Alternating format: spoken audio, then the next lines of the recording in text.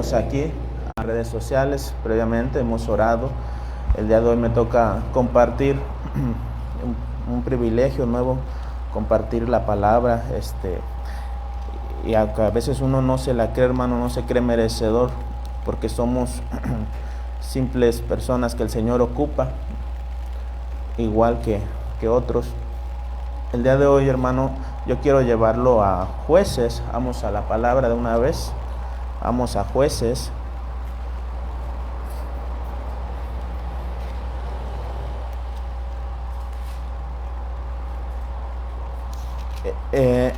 Jueces 2, hermano. Jueces 2. Jueces 2. Quiero hacer una pequeña introducción al tema que el Señor puso en mi corazón para poder compartirle a su iglesia. Hermano, estaba yo, tendrá como un mes, en una lectura que el Señor puso en mi corazón, empezar a leer. Casi siempre estoy acostumbrado a leer el Nuevo Testamento. He descuidado un poco el Antiguo. El Señor puso en mi corazón leer y ir parte por parte, ¿no? Pero tomé un momento de seguirme directo. A mí me gusta mucho lo que es la historia. Aunque sabemos que la palabra no se lee de esa manera, yo lo tomé en ese momento así. Pero me di cuenta, hermano, que en el libro de Jueces sabemos que el Señor levantó varios jueces, ¿no?, para defender al pueblo de Israel en un momento donde el pueblo de Israel estaba, se puede decir, estaba en disciplina del Señor. Si usted lee Jueces, usted se da cuenta que se levanta un juez y el Señor está con Israel en ese momento, pero cuando ese juez muere, ¿qué es lo que llega a pasar? Y pasa constantemente, que se levanta tal juez, fallece, pero el pueblo de Israel vuelve a pecar.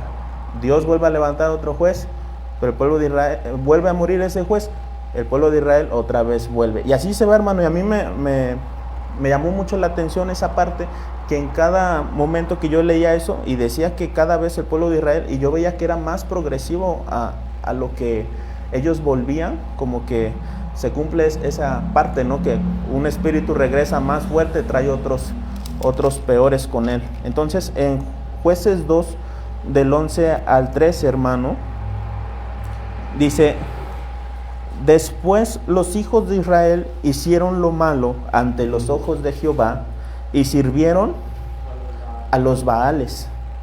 Dejaron a Jehová, el Dios de sus padres, que los había sacado de la tierra de Egipto, y se fueron tras otros dioses, los dioses de los pueblos que estaban en sus alrededores, a los cuales adoraron y provocaron a ira a Jehová, y dejaron a Jehová y adoraron ¿a quién, hermano?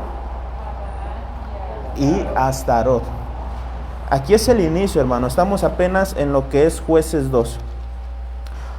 Podemos ver cómo el pueblo de Israel, el pueblo escogido, hermano, y nunca hablamos de Israel como queriéndolo juzgar, porque nosotros somos también una Israel espiritual, un espejo, y bendecimos a esta bella nación. Pero podemos aprender mucho de ellos, porque nosotros en el lado espiritual somos ese reflejo y debemos de tener ese cuidado. Ahora, si vamos a Jueces 3:7, de una vez yo se lo leo.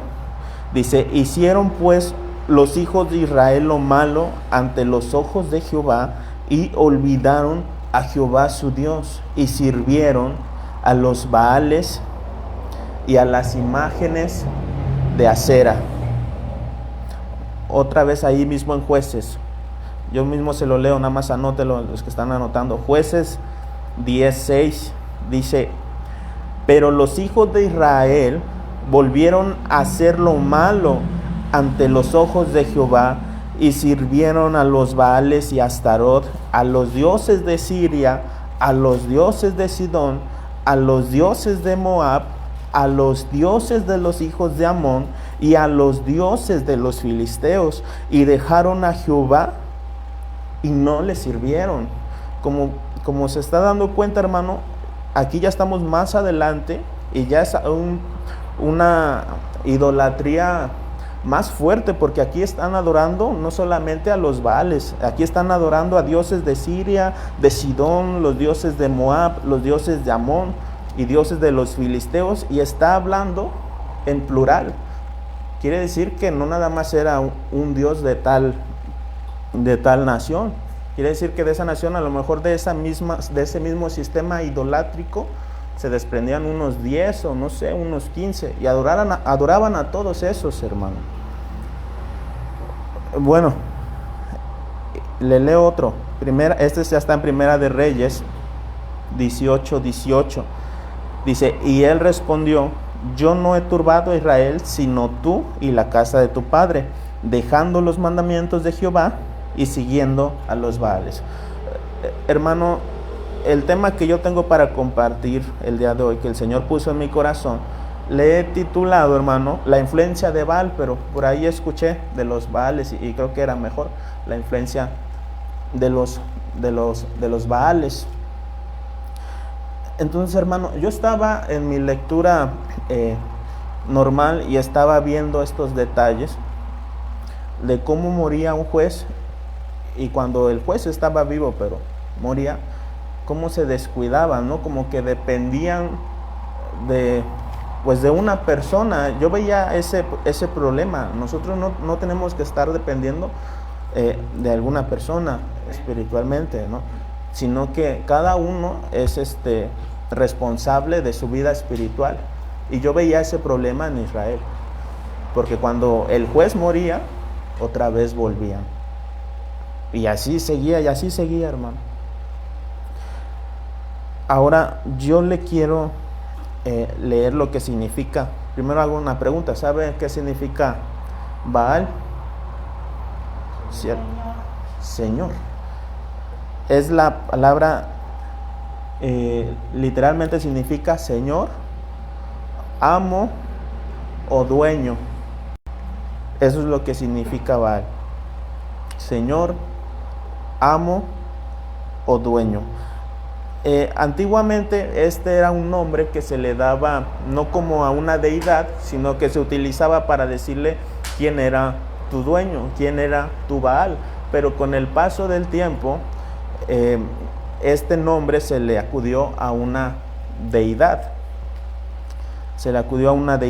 Entonces, esta deidad era una deidad principalmente cananea, y era el dios de las tormentas, la fertilidad y las lluvias. Sí, es un dios falso, hermano, que el Señor lo reprenda. Amén. Entonces era un dios falso, para que hiciera prosperar las cosechas en la agricultura. Y sabemos cuál era el pueblo que más tenía problemas con el pueblo del Señor, hermano. Ese era el pueblo de los filisteos, o la nación filistea, no sé. Pero ¿cuál es ese dios rival que estaba directamente atacando al Señor? Ese era Baal, hermano. Entonces, como yo le hacía esa introducción, nuestro apóstol nos ha enseñado que nosotros somos esa Israel espiritual. Amén. Y tenemos que aprender de los errores de los antepasados de Israel, hermano, ya que somos como ese espejo. Fíjese que esta entidad es muy peligrosa, hermano. Y cuando yo estaba leyendo que decía que el pueblo de Israel adoraba, en unas partes decía a Baal y en otra a los Baales. Estuve investigando a qué se referían los Baales o qué otro tipo de Baal había, ¿no? Entonces, les vamos a ver unos tantos. Quiero llevarlo a Números. Vamos a Números 25. Números 25, hermano, y empezamos a leer del versículo 1.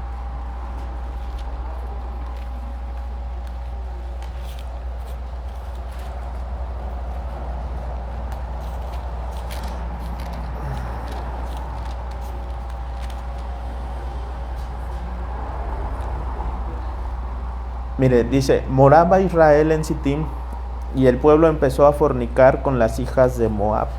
Las hijas invitaban al pueblo a los sacrificios de sus dioses, y el pueblo comió y se inclinó a sus dioses. Así acudió el pueblo a Baal Peor, y el furor de Jehová se encendió contra Israel. Y Jehová dijo a Moisés: toma a todos los príncipes del pueblo y ahórcalos ante Jehová delante del sol, y el ardor de la ira de Jehová se apartará de Israel. Aquí estamos viendo que ya no solamente se refiere a Baal, sino este es Baal Peor. Ese es su nombre, Baal Peor. Y de acuerdo a lo que acabamos de leer, ¿a qué se refiere, hermano, esta entidad? ¿Qué es lo que ocasiona? ¿Cuál es su influencia? Porque estamos viendo la influencia que tienen estas entidades. Fornicación, hermano, inmoralidad sexual. En la Nueva Traducción Viviente dice: mientras los israelitas acampaban en la arboleada de acacias, algunos hombres se contaminaron al tener relaciones sexuales con las mujeres moabitas del lugar.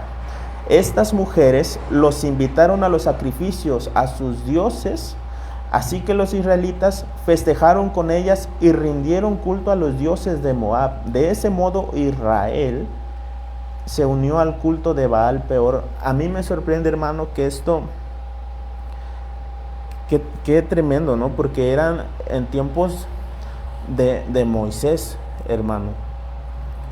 En tiempos de Moisés, a lo mejor, no sé, yo me imaginaba, ¿no? Como que, pero recordando pues cuando Moisés fue al monte, ¿no? Y se tardó y no regresaba. Entonces cuando regresó ya estaban construyendo el toro de oro, ¿no?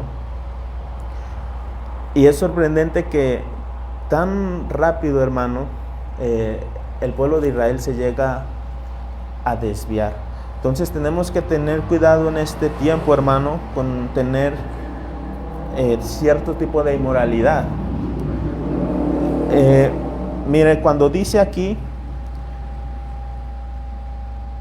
que se reunieron con estas mujeres y que los invitaron a los sacrificios de sus dioses, ¿cómo lo podemos interpretar a estos tiempos, hermano? ¿Cómo podemos interpretar en estos tiempos?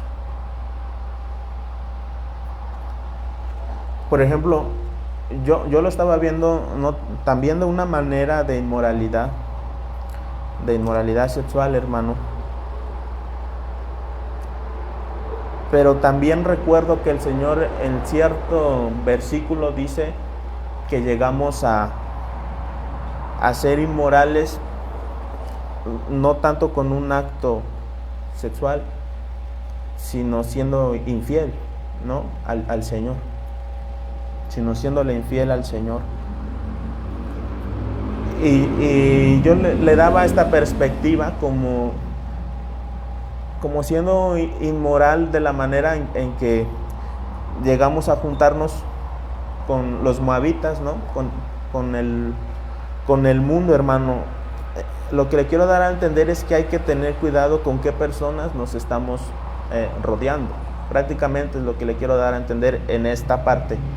Hay que tener cuidado con quién nos estamos juntando, con quién te estás aconsejando, a quién acudes cuando estás teniendo problemas.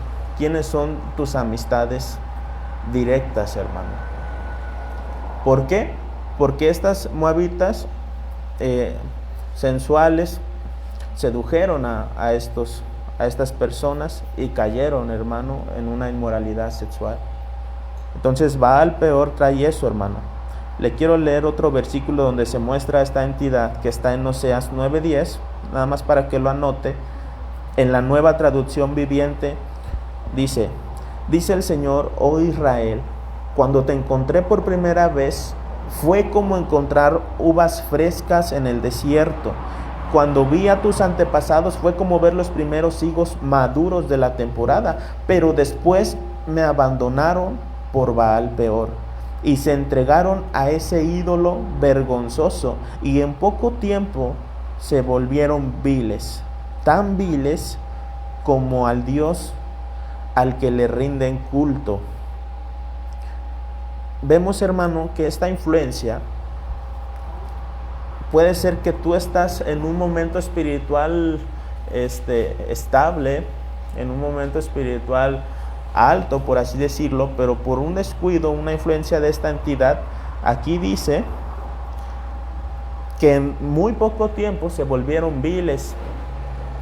O sea que hay un peligro, hermano. Últimamente nuestro apóstol ha estado hablando sobre dificultades de los ungidos, pastor. Batallas de los ungidos. Ha estado hablando de este tema, hermano, y este también es otro tipo de batalla que podemos tener en este tiempo. O sea que cuida tu vida espiritual. No importa que tú siempre estés orando, que siempre estés ayunando, o que estés todo el tiempo leyendo la Biblia. En un momento de descuido pueden venir a seducirte y en poco tiempo nos podemos hacer viles. Hay que tener cuidado en ese aspecto. Ahora quiero hablar de otra entidad de este mismo sistema idolátrico, que estamos hablando de las influencias de los Baales. Vamos a Segunda de Reyes, capítulo 1, del versículo 2, hermano, voy a empezar a leerle. Esta es otra versión, la Nueva Traducción Viviente. Dice: cierto días Ocosías, el nuevo rey de Israel, se cayó por la reja de la ventana de una habitación en el piso superior de su palacio en Samaria y quedó gravemente herido. Entonces envió mensajeros al templo de Baal-Zebub, dios de Ecrón, para que consultara si iba a recuperarse. Hermano, ¿a quién consultó este rey de Israel? A Baal-Zebub. Se había él tenido un problema de enfermedad y era el rey de Israel, pero en lugar de acudir al Dios de Israel, acudió a esta entidad, hermano, y eran tiempos de Elías. Y dice: entonces el ángel del Señor le dijo a Elías, quien era de Tisbe: ve y enfrenta a los mensajeros del rey de Samaria y pregúntales: ¿acaso no hay Dios en Israel? ¿Por qué recurren a Baal-Zebub, dios de Ecrón, a consultarle si el rey va a recuperarse? Por tanto, esto dice el Señor: nunca te levantarás de la cama donde estás, ten por seguro que morirás. Entonces Elías fue a transmitirles el mensaje.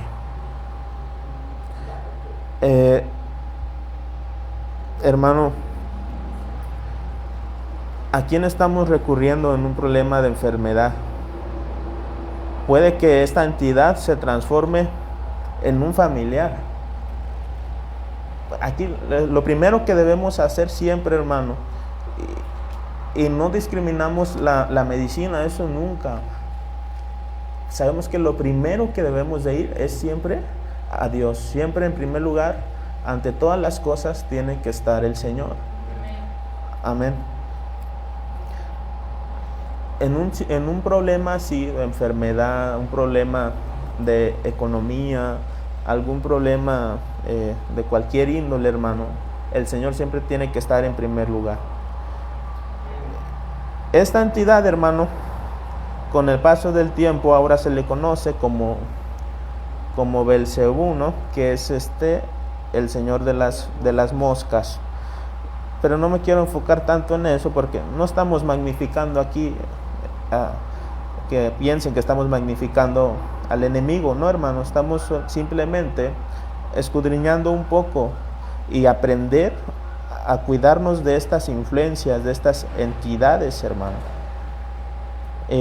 Vamos a ver otro tipo de esta influencia.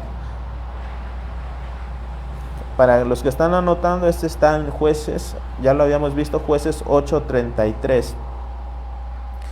Y lo voy a leer.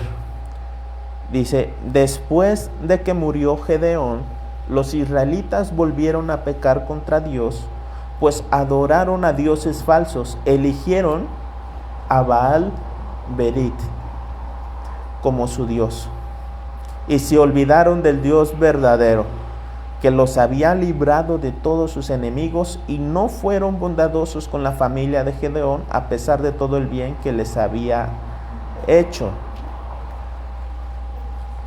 Lo que estábamos viendo, ¿no?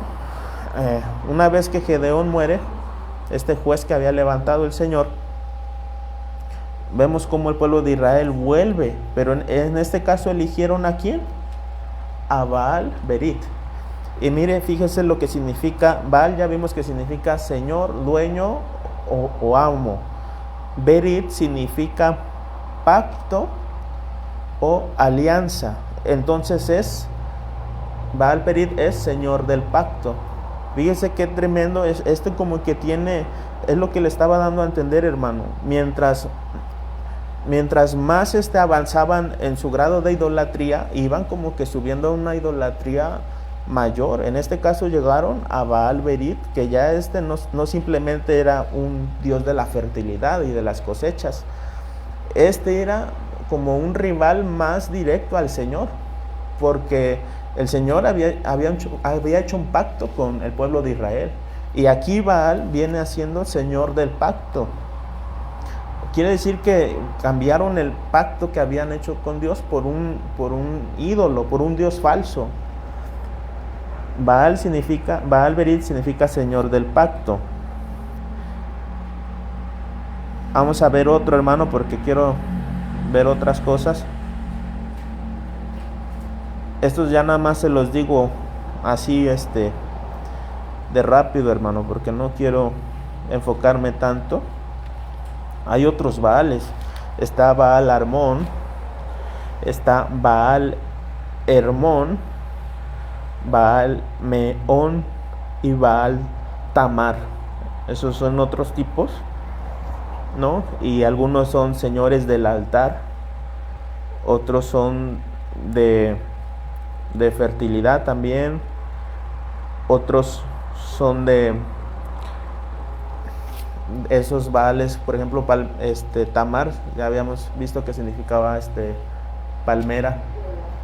Esos, aquellos que son muy difíciles de arrancar. Hay diferentes Baales, hermano. Yo nada más quise investigar sobre esos, y los demás ahí les dejo una espiga, dicen por ahí. Ahora sí, ya quiero empezar a desarrollar más esto, hermano. Y quiero hacerle una pregunta. Yo sé que usted lee mucho la palabra.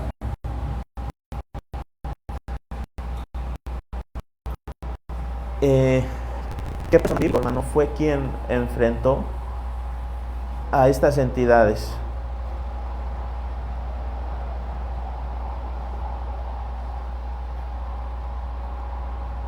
¿Quién fue ese personaje, hermano, que enfrentó a estas entidades?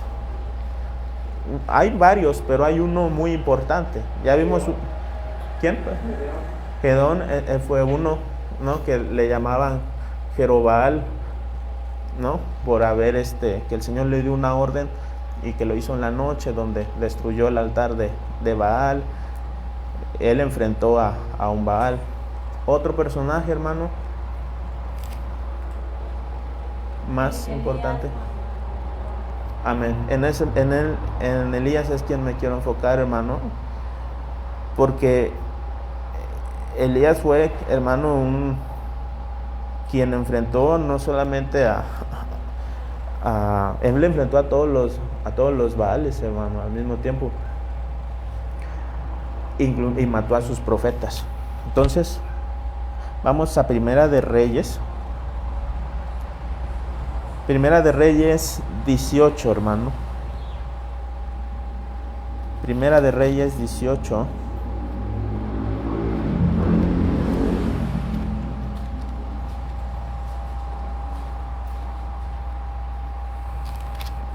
A partir del versículo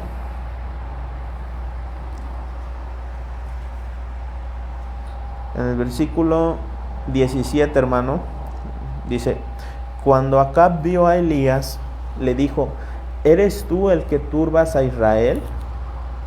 Y él respondió: yo no he turbado a Israel, sino tú y la casa de tu padre, dejando los mandamientos de Jehová y siguiendo a los Baales. Envía pues ahora y congrégame a todo Israel en el monte Carmelo, y los 450 profetas de Baal y los 400 profetas de Acera que comen de la mesa de Jezabel.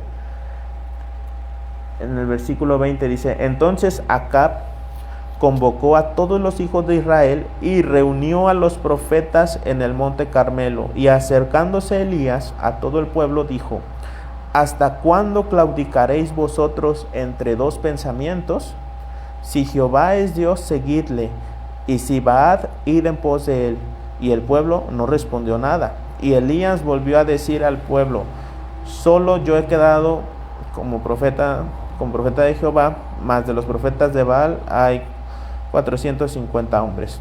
En el versículo 30 dice: entonces Elías dijo a todo el pueblo: acercaos a mí. Y todo el pueblo se le acercó, y él arregló el altar de Jehová que estaba arruinado, tomando Elías 12 piedras conforme al número de las tribus de los hijos de Jacob, al cual había sido dada palabra de Jehová, diciendo: Israel será tu nombre.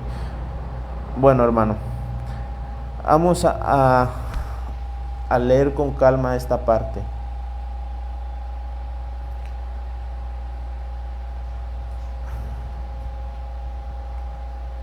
Mire, en el versículo 20, Elías dice: ¿hasta cuándo claudicaréis vosotros entre dos pensamientos? ¿Qué quiere decir eso, hermano?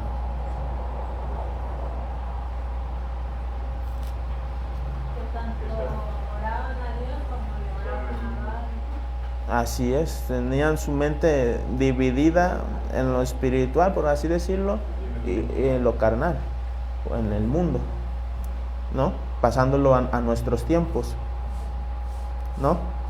Estaban claudicando en dos tipos de pensamiento, hermano. Eso es lo primero. Y fíjese,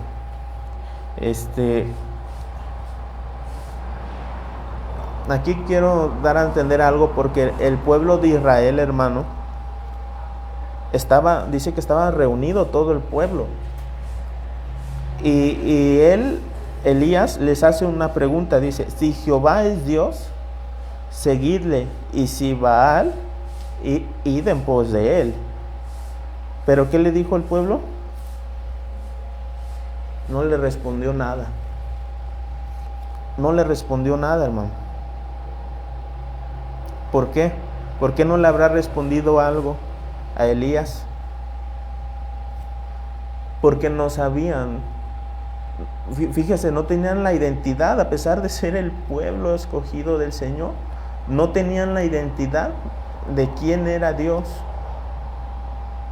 O sea, no le respondieron si Baal era Dios o si Dios, YHWH, como le conocían ellos, era el Señor. No le respondieron nada. Tenían su mente dividida, o sea, no estaban ni aquí ni allá, hermano. Y eso es un problema también en la actualidad. Tenemos que tener ese cuidado. Y algo que hizo Elías, hermano, en el versículo 30, dice que él arregló el altar de Jehová que estaba, ¿cómo estaba? El pueblo, el altar estaba derribado. Y él lo restauró, hermano. Él lo restauró. ¿Qué significa altar, hermano? Altar es la palabra misbeach y significa lugar de sacrificio. Eso es lo que significa, lugar de sacrificio, y es donde se ofrecían animales u ofrendas como expresión de adoración, de arrepentimiento o de acción de gracias. Entonces el pueblo de Israel, hermano, no sabía que estaba adorando a un Dios equivocado. No sabía que al que adoraban era a un Dios falso. No tenían esa conciencia, hermano. ¿Y a qué quiero trasladar esto? Por ejemplo, en la iglesia, hermano, en un culto normal, a veces no estamos quizás adorando verdaderamente al Señor, y puede que no nos estemos dando cuenta, como aquí lo estaba haciendo el pueblo de Israel. El pueblo de Israel no se estaba dando cuenta. Estando en el lugar, supongamos que así de manera hipotética, ¿no? Que el pueblo de Israel era como el templo donde adoraban, pero no sabían, ellos según adoraban a su Dios, pero no sabían que era el Dios verdadero. Ahora, así en la actualidad, hermano, supongamos que estamos aquí adorando, pero puede que no te estés dando cuenta que estás adorando al Señor. Hay que tener cuidado, porque vemos que aquí el pueblo de Israel ni siquiera sabía a quién estaba adorando. Entonces, altar ya vimos que significa lugar de sacrificio. Hay diferentes altares, hermano. Está el de agradecimiento, nada más le digo la cita que está en Génesis 8:20, ¿no? Cuando después del diluvio sale Noé y por agradecimiento ofrece un altar en forma de agradecimiento. El altar, hermano, también representa la presencia de Dios. Éxodo 20:24 es la comunión con el Señor. En Éxodo 29:24 hay altares de incienso. Éxodo 30:1-6, y uno que es muy importante, altar de gozo, hermano, que está en Salmos 43:4. Sí, aquí hay varios tipos de altares, hermano. Pero ahora volviendo a lo que hizo Elías. Elías vino a restaurar ese altar que estaba caído. Entonces, el altar actualmente, hermano, ¿se acuerda de lo que nos estuvo predicando nuestra pastora? Bueno, el Señor, ¿no? A través de la pastora. ¿Se acuerda de lo que había puesto en el pizarrón? ¿Qué era? Eran como unas sillas, pastora. Una escalera. ¿Cuál? El que puso. De la silla, era un trono, una silla que representaba. Ajá. ¿Dónde ponemos a Dios? ¿Dónde estaba el Señor, no? Y recuerdo que ponía arriba de la silla, en el asiento, el símbolo del Señor, y otros abajo, ¿no? Donde quién estaba gobernando nuestra vida, hermano. Aquí mismo, en el altar, hermano, ¿a quién estamos nosotros adorando? Exactamente. Yo sé que esto ya hemos estado hablando, ¿no? Así como recuerdo que también la pastora habló igual de que nos las pasamos, no generalizando, que mucho tiempo viendo series, estando en Netflix. Yo recuerdo mucho esa predicación, porque yo me estaba preparando para predicar ese día. No sabía que no me tocaba a mí, me tocaba hasta hoy. Y cuando la pastora predicó, yo un día antes le había preguntado, esto sin aludir a nuestra pastora, ¿verdad? Pero ahí es donde uno se da cuenta de cómo el Señor prepara, ¿no? Yo le pregunté, pastora, ¿ya sabe? Y me dice, no, pues estoy orando. Ah, bueno. Y ya. Y cuando el Señor le dio el mensaje, yo vi, híjole, ¿no? Va bien relacionado a lo que yo quería predicar ese día, hermano. Y ya el Señor después me dio otra perspectiva así, yo dije, wow, ¿no? Entonces, hermano, puede que nosotros tengamos el altar derribado. En el altar, hermano, de manera actual, ¿qué hacemos en el altar? Hay agradecimiento, hay comunión, hay oración. Puede que últimamente quizás haya flaquezas en estos aspectos. Lo estoy dando una perspectiva, así como decía nuestro apóstol, unas batallas de, ¿cómo era, pastor? De los ungidos, ¿no? En los tiempos, bueno, en estos tiempos, en este caso, en tiempos finales, hermano. Todo esto se va a estar dando, este tipo de batalla.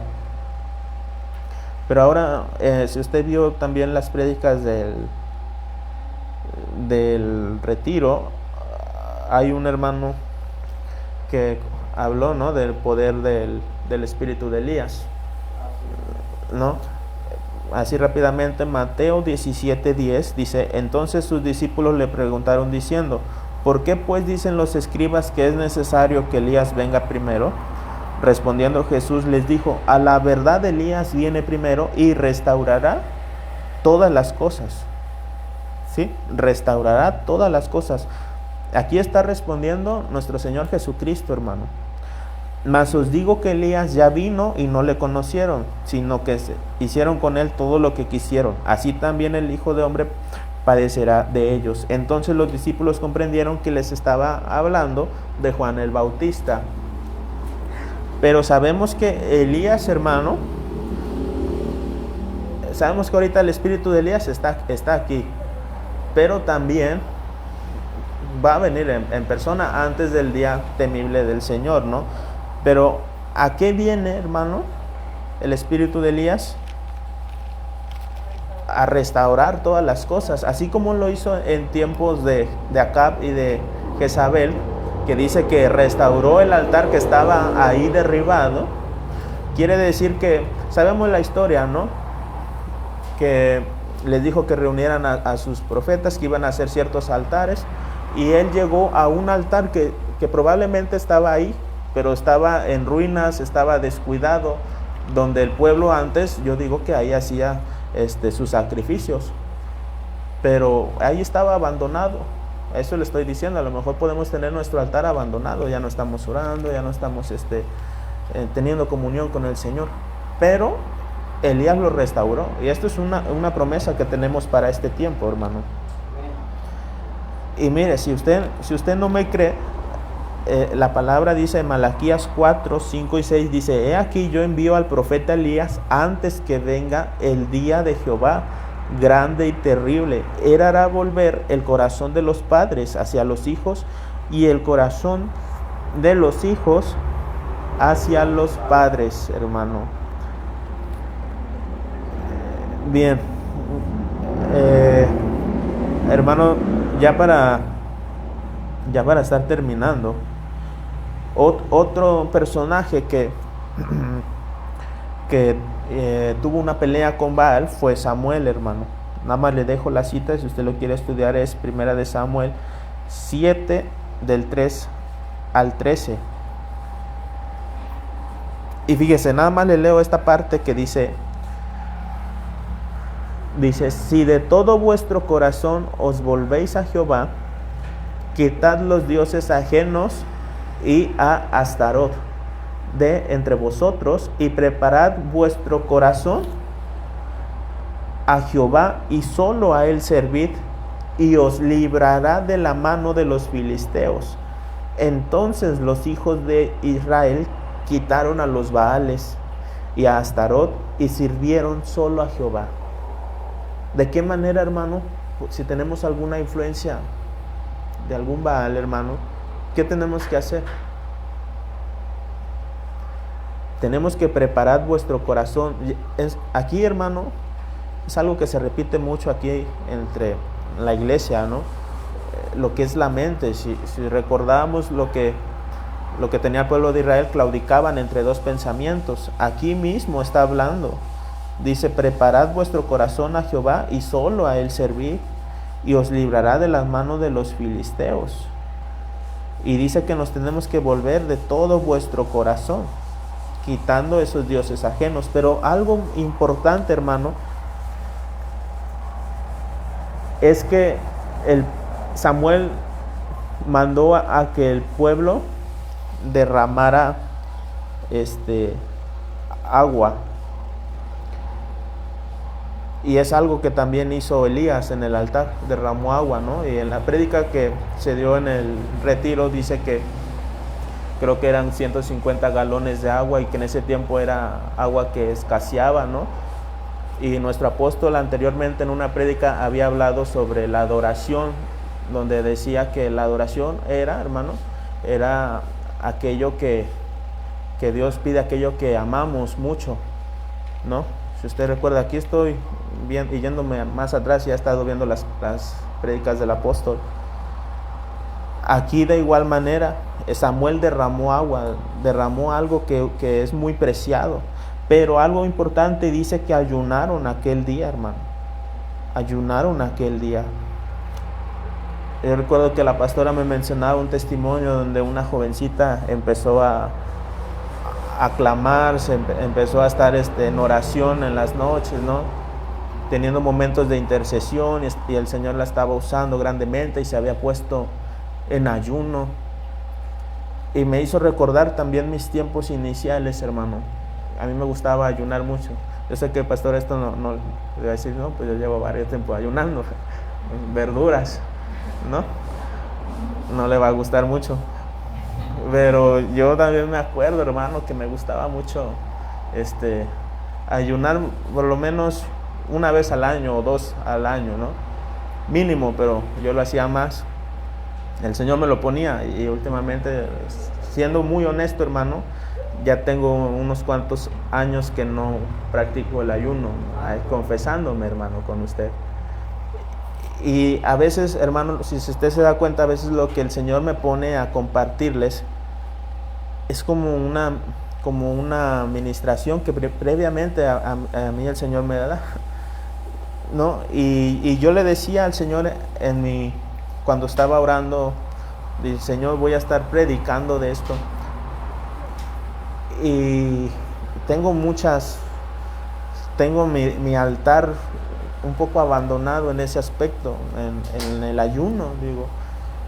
Digo, bueno, dame la sabiduría para poder compartir esto, ¿no? Entonces el Señor es como una exhortación que me hacía, hermano, y así mismo yo se la comparto a ustedes. Hay que volver a nuestro primer amor, ¿no? Que el Señor ponga ese anhelo, y no lo hagas con tus propias fuerzas, ¿no? Sino dejando que el Señor sea el que trabaje. Ahora, hermano, quiero llevarlo a Apocalipsis. Ya con esto terminamos. Es Apocalipsis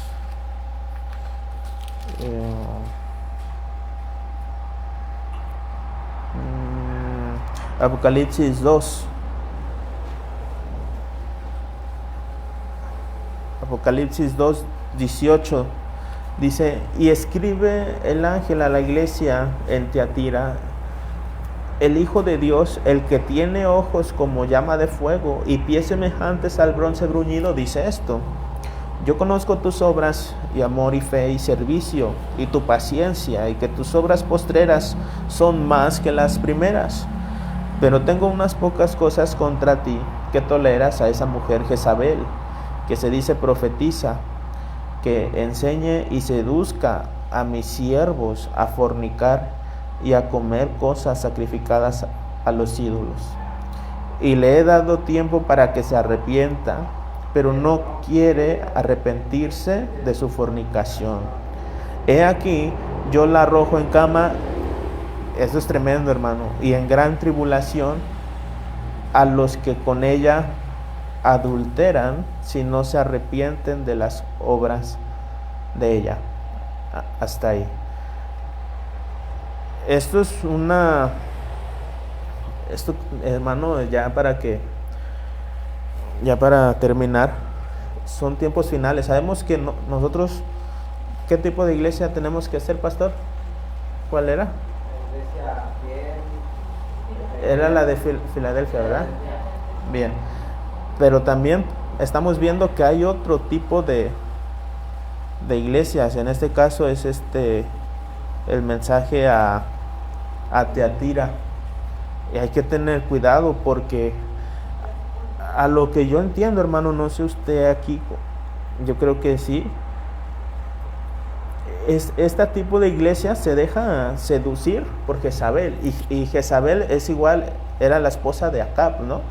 Acab igual en los tiempos de Elías, es igual una influencia de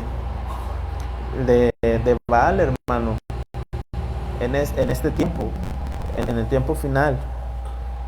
Como podemos ver, está presente en este tiempo, y es muy tremenda porque dice que ya vimos que enseña, como vimos anteriormente, también tiene que ver con fornicación, inmoralidades sexuales, y aquí dice lo mismo, que seduce a sus siervos a fornicar y a comer cosas sacrificadas a los ídolos.